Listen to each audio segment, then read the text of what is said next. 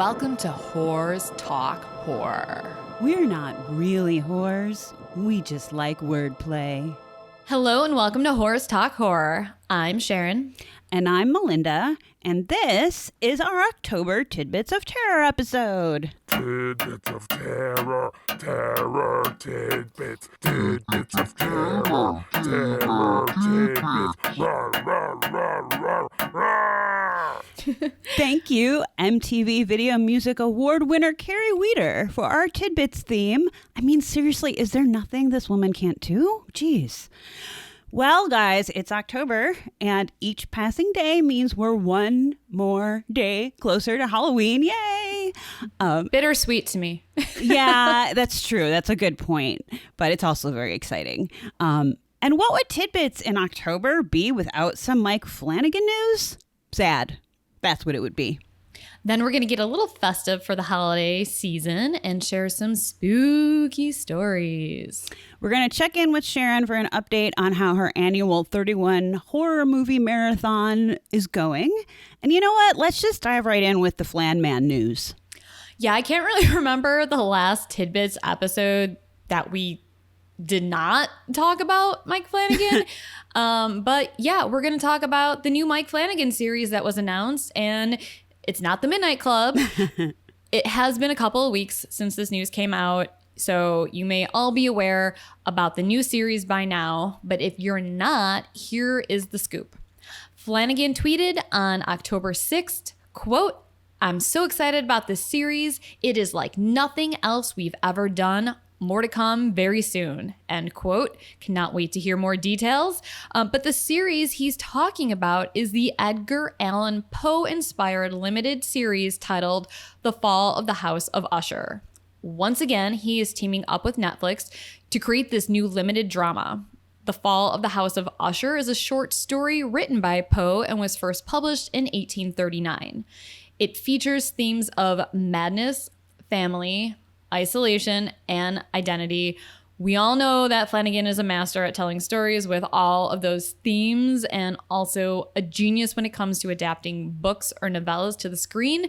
So even though there's no plot details available at this time, there's no doubt in my mind that this will be another heartbreakingly beautiful and also terrifying tale about the human experience, as is Hill House and Bly Manor and Midnight Mass. Which I've not yet watched, but I'm going to get to it. The only reason I didn't watch it is because I've been at my parents' house and their cable went out while I was there. You know what? I think you need to emotionally prepare for it, so take your time. Yeah, that's what you said, so thank you for that tip, Sharon. But what we do know about this new series is that Flanagan will create it. He is also going to co-direct and executive produce the series along with his Intrepid Pictures partner, Trevor Macy, as well as Emmy Grinwis and Michael Fiumignari. Apologies if I mispronounce any of those names. It looks Italian. You have to say Fiumignari. Michael Fiumignari. Intrepid Pictures, Melinda Nishioka. Also, apologies if I mispronounce that. They will co-executive produce the project. Fiumignari and Flanagan will each direct 4 of the 8 episodes. No word on when the series will be available to watch. I'm sure it's still in like early pre-production stages. But in the meantime, you know, I'm still processing Midnight Mass, which I'm sure if you've all seen it, you're probably still processing that as well. I'm definitely going to have to do a rewatch at some point after Mindy watches it, and hopefully we'll have a bigger discussion on it. Maybe we'll make it a Patreon exclusive so that, you know, we don't spoil it for anyone, or maybe we'll be nice and we'll put it on Patreon, but we'll open it up to everyone.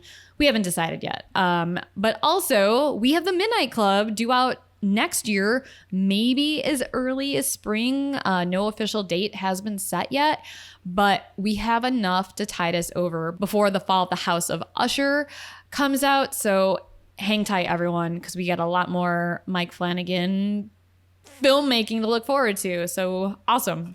Yeah, I wonder if this one will be more of a direct adaptation, like of the source material, because the other two, you know. Yeah, he took him in another direction. Yeah, they weren't straight up adaptations. It would be interesting to see what he does with the direct one.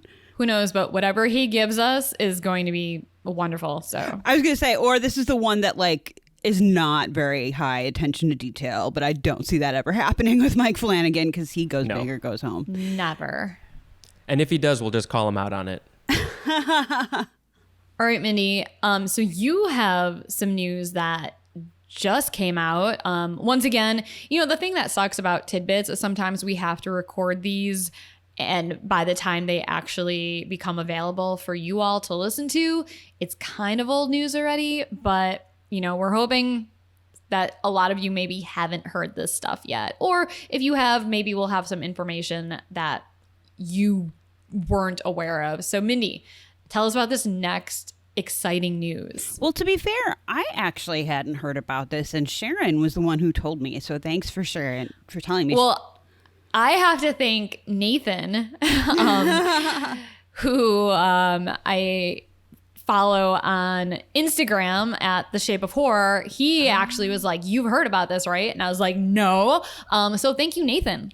Yeah, it was weird that I feel like there wasn't a whole lot available yet, but I think you'll understand why. And what are we talking about, of course?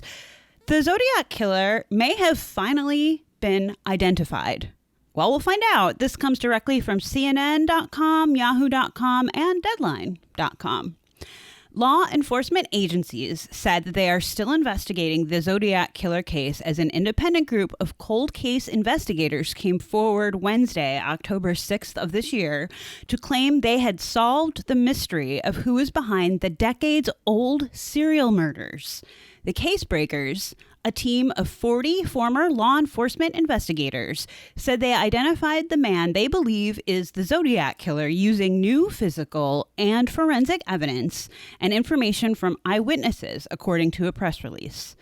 The group also filed court affidavits and secured decades of pictures from the man's former darkroom, Casebreaker said. They named the man in the release to be Gary Francis Post, who passed away in 2018. Just as a quick refresher, in case any of you don't somehow know, the Zodiac Killer is believed to be responsible for at least 5 murders in Northern California from 1968 to 1969, and then much, much more, many believe. In response to the new claims, the San Francisco Police Department confirmed to CNN that, quote, "We are unable to speak to potential suspects as this is still an open investigation," unquote. The FBI, which has been supporting local law enforcement in this investigation, also did not acknowledge the claims. The Zodiac Killer case remains open. We have no new information to share at this moment, the FBI said in a statement. So nobody's saying shit, basically. The Casebreakers also said in the release that the same man is responsible for the 1966 killing of Sherry Jo Bates in Riverside County, California. While the Riverside Police Department could not comment on the man identified by the Casebreakers, Riverside Public Police Public Info Officer Ryan Railsback said the Zodiac Killer is definitely not the person responsible for the death of Bates. Quote, "The only link the Bates murder had in common with the Zodiac Killer was a handwritten letter received in the mail claiming responsibility." Not much else has been said on what all the Casebreakers have as evidence, but in 2020, a trio of code breakers claimed to have decoded one of the Zodiac's messages, which is referred to as the 340 cipher. Do you want to know what the cipher said? Yes. No. Shut up. I want to know. So the following was originally sent in all capital letters without any punctuation and included the misspelling of the word paradise. So this is what it said. "I hope you are having lots of fun in trying to catch me. That wasn't me on the TV show, which brings up a point about me. I am not afraid of the gas chamber because it will send me to paradise all the sooner. Because I now have enough slaves to work for me where everyone else has nothing when they reach paradise, so they are afraid of death. I am not afraid of death because I know that my new life will be an easy one in paradise death. That was hard to read because, again, no punctuation whatsoever. Also, paradise is spelled Paradice. Right, like Yeah, and when I saw that in there, I actually fixed them earlier. Then I realized, oh no, wait, it's supposed to be wrong, so I fixed it back. like a pair of dice that you play with. Get it? That's how it's spelled. Well, Yeah. sort of. The FYI, the TV show that the message refers to is the Jim Dunbar Show, a Bay Area television talk show. The cipher was sent 2 weeks after a person claiming to be the Zodiac Killer called into that show. So regardless, the official story to this day is that the Zodiac Killer has never been caught or identified, but we'll keep our eyes out for further developments. FYI, if anyone's interested in how the cipher was decoded, check out zodiackillerciphers.com, where the codebreakers have video demonstrations on how they decoded the 340 cipher that I just read very awkwardly. The link will, of course, be in our show notes. Interesting. Yeah. Well, I have an article that I want to read titled Couple Unknowingly Buy Bargain House Before Discovering Its Chilling Past. Yikes. This is the perfect news story for Halloween month.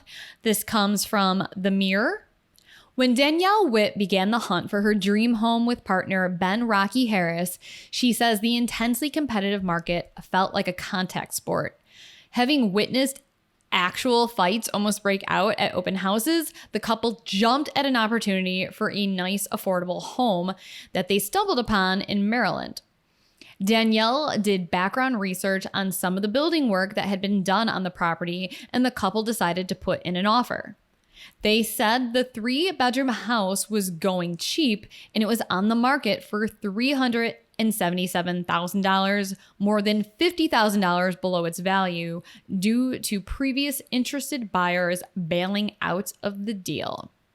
That is kind of a red flag to me. Right?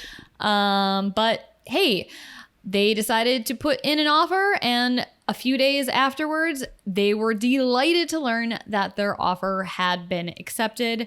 But when Danielle decided to Google their new neighborhood to find out more about where they would be living, she screamed, in quotes, so literally, I guess, screamed when the results popped up. Anyone know where I'm going with this yet? I'm guessing death or ghosts. The couple quickly discovered their new home had an infamous past as the property where a Catholic priest had performed an exorcism on a teenage boy, and the event had inspired the 1971 novel and 1973 movie, The Exorcist. Shut up. Oh my God. Right? Can you imagine that you just bought a house from The Exorcist? Welcome home. An article in the Washington Post reported the exorcism that took place in 1949 with the headline, Priest Frees Mount Rainier Boy Reportedly Held in the Devil's Grip, with the article stating that after 20 to 30 performances of the exorcism, the devil was finally cast out of the boy. It said ministers witnessed furniture sliding across the floor and the teen yelling and cursing in Latin phrases. Danielle told NPR, honestly, the first thing I thought of was, oh God, this is going to tank our resale value. And the next thought I had was, maybe I better rewatch that and start learning more about what it is that we just bought. Thankfully, Danielle had not been put off by their new home's haunted past, saying that she is knowledgeable about the occult and believes demons haunt people, not properties. Ben is also embracing the history, adding, I'm thinking I'm going to get a Catholic priest Halloween costume this year and get an amplified speaker and have the Exorcist soundtrack just playing on a loop on the front porch for trick-or-treaters. Wow. Own that shit. Right? That's awesome. That's probably what I would do too. And also, I kind of want to go trick-or-treating at that house now. Yeah. That's like the woman in North Bend who who does the Nadine thing at her house. That's She plays awesome. along. Yeah. Yeah. And opens and shuts her curtains. Danielle and Ben's new home is different from the one featured for the external shots of the house that were used in the Exorcist film, which is in nearby Washington, D.C. And although they're relaxed about its past, they aren't willing to tempt fate, as Danielle turned down a friend's offer to bring over a Ouija board to recreate the scene from the film. That was good thinking, Danielle. Do not do that. She said, the last time someone did that, they made a movie about my house. They sound awesome, actually. They really do. We will actually have to maybe take a road trip out that way because I want to see the Amityville house. Is that still there? It is, but it looks differently. They've remodeled it, so it doesn't have the iconic windows because it was too much of a giveaway and they were getting too much traffic. But my cousin used to live in New York, and he's been by there before they remodeled it, so he knows where it is. We'll get the address. Yeah, there's a lot of things on the East Coast that I want to see. But yeah, DC to see the Exorcist house, the real one and the one that was used in the film, Amityville. And yeah, there's a few other places that I want to see out that way. But wow, that's crazy. Yeah, so I guess lesson is if you buy a house that's going for way below resale value, do some homework before you put an offer in. Yeah, right. Like you're right. That would be my first question. What's wrong? Where's the catch? But right. Who was murdered in this home and or what sort of water damage, mold damage, like what is going on with my house? Yeah, exactly. Well, best of luck. I'm kind of surprised it wasn't already owned by somebody who was a big fan of the movie. Yeah. There are people who will buy houses just because they're a fan of something. That is true. Like Nick Cage buying the most haunted house in New Orleans. That's awesome. That's crazy and scary. Thank you, Sharon. Speaking of scary, you know what I think is scary? What? Clowns. Well, have I got a story for you? I am genuinely shocked that more folks aren't talking about this story, but it's also rather appropriate for Halloween month, so I wanted to share.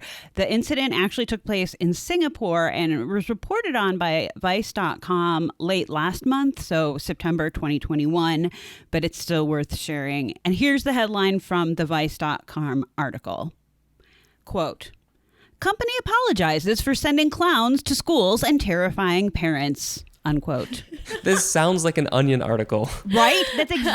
That was exactly what I thought, Spencer. That's why I was like, I have to talk about this because it's not. And I don't know this story. I just saw the headline, "Send in the Clowns," that you had written down. So, but yeah, I'm not a big fan of clowns, so please tell me. Yeah, let's jump right in. So Singaporean Lin Wong panicked when she arrived to pick up her daughter Anne from school and received alarmed messages from other parents referring to police alerts about, quote, "persons dressed as clowns seen loitering around primary schools," unquote, as one text said. Wong was running late, and when she didn't see Anne waiting for her, she checked her phone, opened Facebook, and saw a flurry of social media posts circulating in parent groups showing pictures of men dressed up as clowns approaching children in uniform. Some messages alleged that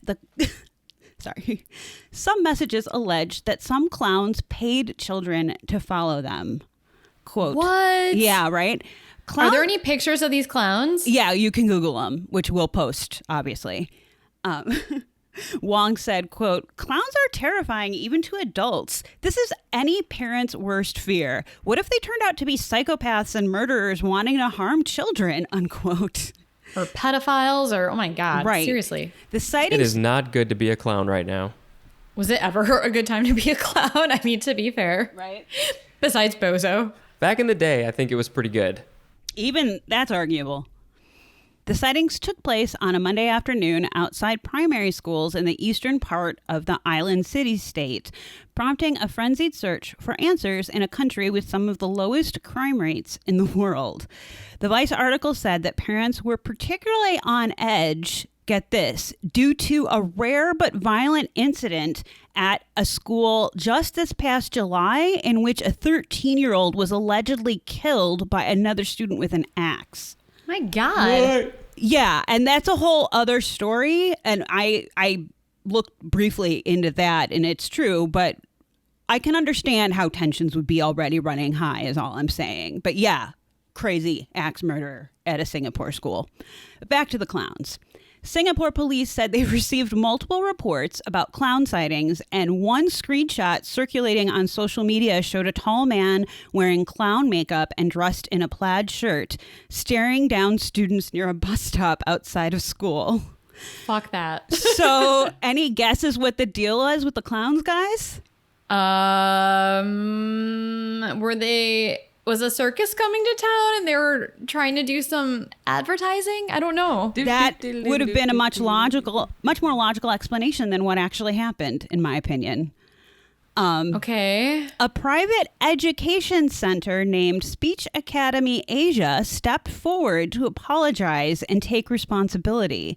Its director, Kevin Tan, said the clowns were part of a marketing campaign to promote speech and enrichment classes. How? Right?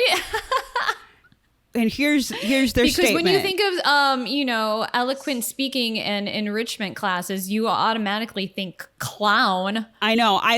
This is what they had to say. Okay. So, and then we can dissect. Quote, "There was no evil intention behind the costumes, and we sincerely apologize for it," Tan said. "We will not do it again." I want to know if Tan is a horror movie fan. Right? The group also published a public apology on its Facebook page and clarified that their employees did not offer any form of monetary rewards for children to follow them and did not take any children out of the vicinity. This is an understatement, but worst marketing campaign ever. The company's statement added, "We truly understand your concern for the safety of your children. Hence, we will be putting an immediate stop to our road shows." Do they understand, though, I wonder? Because that's the only explanation we get from them. So I'm also wondering who's the asshole who was like, you know what would be a great way to promote our services? We could send clowns to other schools to chase kids over to our academy. What the fuck, man? Anyway, Lin Wong, the mom from the beginning of the story, was quoted saying what we're all thinking. Quote, who in the world would think hiring men dressed up as clowns to confront children would be a good idea, unquote. Indeed. By the way, Wong was eventually reunited with her daughter, Anne. Thankfully, the school kept teachers and students indoors amid all the confusion. I was worried the clown got her. Well, that confusion, again, being scary-ass clowns randomly hanging around schools and school bus routes. So ultimately, no one was hurt, at least physically. But this story astounded me because, let's be honest, we've all seen ads that are annoying or commercials that make no sense or sometimes barely hint at what's actually being advertised. But this has to be hands down the worst marketing idea I've literally ever seen or heard of. And I mean, I've seen some dumbass marketing campaigns in my day job, not naming any names. But when you're dealing with children, I feel like it's pretty universal that you have to proceed with caution. So forget the clown part, like just sending random dudes to hang out and try and like convince kids to come over to the Speech Academy Asia. No, that's alone a bad idea, let alone clowns. I don't know. But yeah, weirder things have happened, I guess. It literally sounded to me like Mindy did a mic drop. I don't know if that's gonna come through the recording. I'm out. Mindy's out on her rant about clowns. That's my hard stance on clowns, folks. I might have hit my earbuds that are plugged into the computer. I really hope the recording got it, though. So I'm wondering, did this place go out of business? Because obviously, like, it was such a stupid idea. Like, who would even want to send their kids to enrichment classes? Like, what are they going to be enriched in? Stupidity? Right. I know. I've not. This just happened over the summer, so I didn't go researching the company to see if they're still in business. But I find it hard to believe. I mean, they're going to have to change their name, probably, totally redo everything, because no one's going to want to send anybody there, I would imagine, after this. Yeah. They're kind of done. All right. Well, good luck to that company. Right. I know. Interesting. I mean, really, what was the thought process there? Did they not have a meeting to discuss this idea and had to be approved by probably 12 people or something? That's what I keep trying to think about. It's kind of impressive. I can't. It's like I can't fathom it. It's kind of fascinating. I don't know. Anyway. Well, anyway, if any of those people have issues with clowns later in adult life, they know exactly where to pinpoint it. Right? Oh my God. It's not a laughing matter, though. No, they need to offer free therapy to those children. And parents probably who are losing their shit. All right. Well, Moving on. Let's end this episode with some of the movies I've been watching this month. Every year I try and do 31 days of horror, and I am on number 10 so far. After 9 days. After 9 days. I'm going to be doing a little bit of traveling this month, so I got to kind of double up on some of these days here so I can get at least all 31 in. Every year I try and do movies that I've never seen before, so all these films are first watches for me. I'll just go in order. Started with Slumber Party Massacre 2. This is in order. First movie. Start off October. I had to watch it. I was listening to the Who's There, a podcast about horror fans. Allison, the host of the show, she was talking to a guest, and they were talking about Slumber Party Massacre 2. And I was very, very intrigued. I do like the first one a lot. And I heard that this one was just like balls to the wall, like just wild and out there. So, it did not disappoint for sure. Anyone who listens to the show regularly knows that I love my cheesy 80s horror movies, and this is right up there with the best of them. The story follows the first film, but it is completely different than the first film. It follows one of the survivors of the first film, but it's played by a different actress. It's played by actress Crystal Bernard from the TV show Wings. Oh. And the killer is a like Elvis Presley type rockabilly musician who sings these kind of like swoony ballads, and he has a drill on the top of his guitar that he uses to kill his victims. And is he real? Is he a ghost? Why is this the killer? I have so many questions, but after the movie was over, Spencer said, and I quote, "This is the greatest movie I've ever seen," end quote. This movie is kind of amazing. I don't know. It knows what it's doing. It's making fun of itself and all of those movies.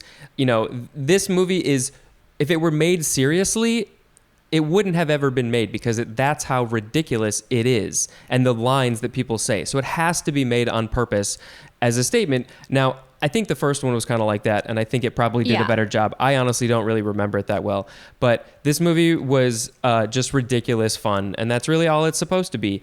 I do actually have a story about this movie, Okay. which I didn't even know what my story was about until we saw this movie, or which movie it was, and that was the whole point. I had been trying to find a movie based on one scene that I saw, literally a 10-second scene I had seen when I was a kid on some talk show. The host was asking the actress, or they said, "Oh, this was your first role." And they showed a clip of this woman's first role, and it was the scene with the pimple. If you've seen the movie, you know what I'm talking about. Yes. So I had been wondering what movie was this that had this scene, and I could not find it. For years, I was trying to find it because I wanted to see what ridiculousness this was. But the other thing was, I actually thought it was Julia Louis-Dreyfus who was the actress. So I had but can you imagine if she was in that role? Interesting. Yep. Anyway. She is definitely not in this movie. But yeah, great fun. If you love cheesy 80s horror, definitely check this out if you've never seen it. There's a lot of metaphors going on. It's definitely, it's a satire for sure. The next movie I saw is Jugface, which is the perfect length for a horror movie. It was less than an hour and a half. Oh. It's what I would call hillbilly horror. It was very strange, and it was kind of like a creepy folk tale involving these people who, you know, they're kind of isolated, living in the woods. They have their own little community, and they have this well that they have to make sacrifices to. And this man who lives with them, he makes these jugs, and he doesn't really, I think, I'm trying to remember all this now. He doesn't really remember making the jugs, but when he makes them, the jugs will have a face on them, and that face is the next person in the community that they have to sacrifice to this well. Oh, shit. Or the well will just start killing people randomly. What? It's interesting. So he's being possessed to make the faces on these jugs? Yes. This has popped up on my you should watch this list quite a bit. And so I was really curious about it when you said you'd watched it. Would you recommend it, or was it? Yeah. Okay. It's, it wasn't my favorite, but I definitely think it's worth a watch. It's different and it's interesting. And like I said, it's, a pretty short film, so it's definitely something you can watch if you don't have a ton of time. Next up on the list, number 3, Freddy versus Jason. Finally sat down and watched it, And you know what, this was horrible. I love shitty horror movies, but this one I was bored, and I was expecting a lot more fighting between Freddy and Jason, and it wasn't until the end of the film where they really got down and dirty with each other. oh, that's disappointing. I was disappointed. Is there fan fiction of Freddy and Jason getting down? There must be. Oh, right? I'm sure there's tons. Oh boy. Number 4, newer film, which I won't say a lot about because we will cover this at the end of the year in our 2021 horror movie roundup. But I watched Bingo Hell. It was a fun film. Okay. Like I said, we'll get into it more later in a future episode. Number 5, The Clove Hitch Killer, which is basically kind of a reimagining of BTK. Very similar to BTK, but altered a bit. But I liked it. It was, a good serial killer film if you're into that. Not very gory, but a lot of tension and very well acted. Number 6, There's Someone Inside Your House, which just came out on Netflix this week. This is the one I have the book of. Yes. Actually, okay, so this is another one we'll be covering in a future episode on our 2021 horror movie roundup. And I'm curious, after you watch this, Mindy, to hear how it compares to the book. I thought this one started out strong, and it reminded me a lot of a modern day Scream. Yeah. I was a little disappointed with the ending, though, so I want to hear how it ended in the book. Kind of the same way, honestly. The book started out... did you watch this? No. But the book started out strong and then kind of petered a little bit. So, but I just added it to my list because it just came out. So cool. Good to know. Number 7, I watched Picnic at Hanging Rock, which is a lot different than I thought it would be. Which one did you watch? I watched the one that was made in 1975, I think it came out. Okay, yeah, I've seen that one.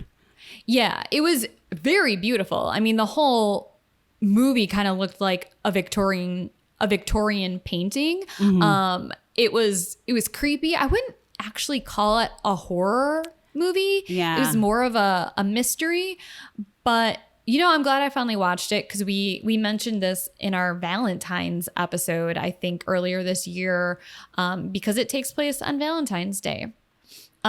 Next up at number 8, we watched The Voices finally, which I don't know why I've been putting this one off for a while, but oh my God. I forgot about it.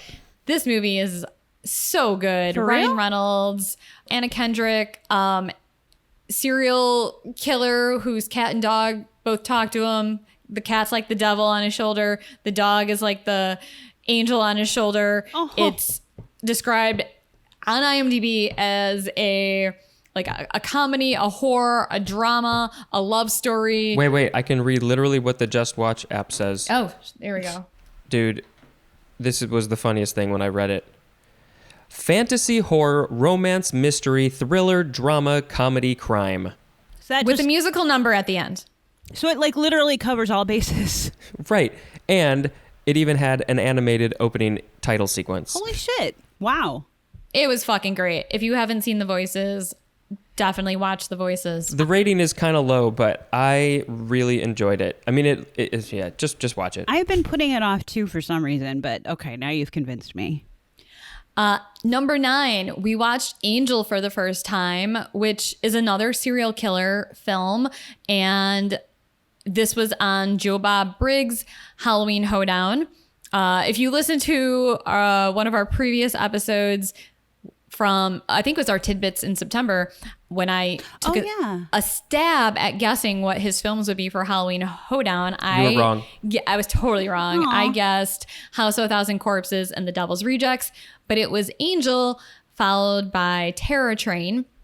Oh, nice. Angel was a first watch for me, and I honestly never even heard of it. I love this movie so much, though. Wow. It is, they were calling it an exploitation film, which it had like a lot of elements of that, but I also thought it was like pretty dramatic and well written and well acted, and like I just love this movie. I kind of want to rewatch it, but not, in that format of like Joe Bob's Broken up.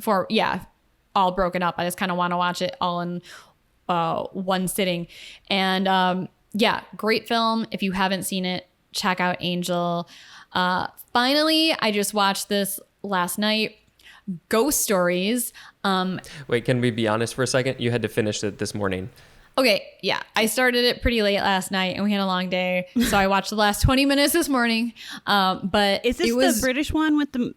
Well, I don't want to say too much, but with... Yes, the British one with Martin Freeman. Yeah, I own this, actually. Oh, have you seen it? Oh, yeah. Yeah, I bought the Blu-ray. Okay. I like it. I like it a lot. The first 2 Ghost Stories were really scary. Like, I've been waiting for a while to watch another ghost story movie or paranormal movie that kind of had the same scares and tension that I experienced watching, The Conjuring and The Conjuring 2. And this delivered. The ending was a lot different than I was expecting.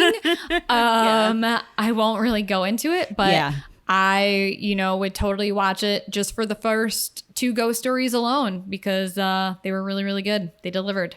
Is it an anthology? Yep. No, it's not an anthology. It is about a guy who investigates paranormal stories because he tries to debunk them. Mm-hmm. It's kind of an anthology, though. Because it does have like the different stories. There's a thread. There's a thread. Throughout of all. Yeah. Like a bigger thread than like a VHS type of movie. Yes, which I just watched the new VHS movie last night, and You're welcome for that segue. I obviously will talk about this at the end of the year, but I'm kind of like, why does this series exist again? Like, because... Yeah, I'm not a fan of the first VHS. I think out of all of them, there was only one story that I liked, and I hadn't seen the second one. I have, and I literally don't remember it. But I was like, I said to the person I was watching it with, I was like, I don't... There's just like no through line at all. Like, these are just VHS stories that we're watching.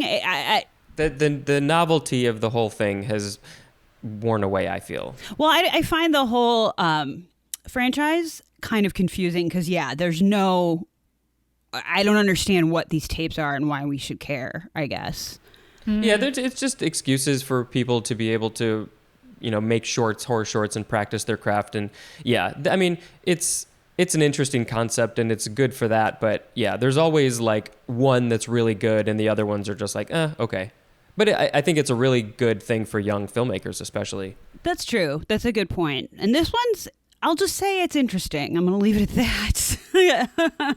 Yeah, I'm not the biggest found footage person, and I've not heard good things about it outside of your review of it. So I think I'm going to pass on this one. Sorry, guys. Thanks for confirming that it's, And it was great. like a New York Times pick of the week or something, too. Maybe it's a slow week. It's all relative, isn't it? I guess. Jesus. Anyway, I don't know. Maybe someone will like it. If you like it, feel free to write us and tell us what you like about it. All right. Well, I have 21 more movies to watch to hit my Tonight? goal. Not tonight, but to hit my goal tonight. for the month. So, if you have any recommendations of films for me to watch, send them my way. You can DM me on Instagram. You can send us an email at whorestalkhorror@gmail.com. Thank you all for listening to us. And as always, you can write to us with any episode ideas, any ghost stories, true crime stories, creepy stories. If you know who the Zodiac Killer really is, let us know, before the FBI, because obviously we're more important. Right. No, I'm just kidding. That's true. But yeah, if you've ever moved into a house that had a film made after it, because And a book made after it. yeah, let us know.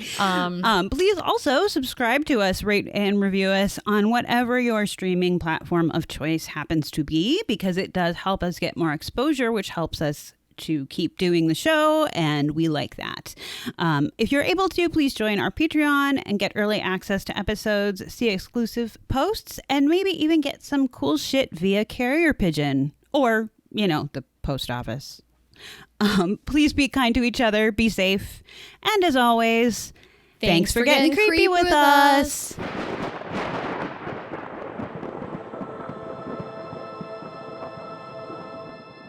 Sharon, do you want a beer? Oh my God.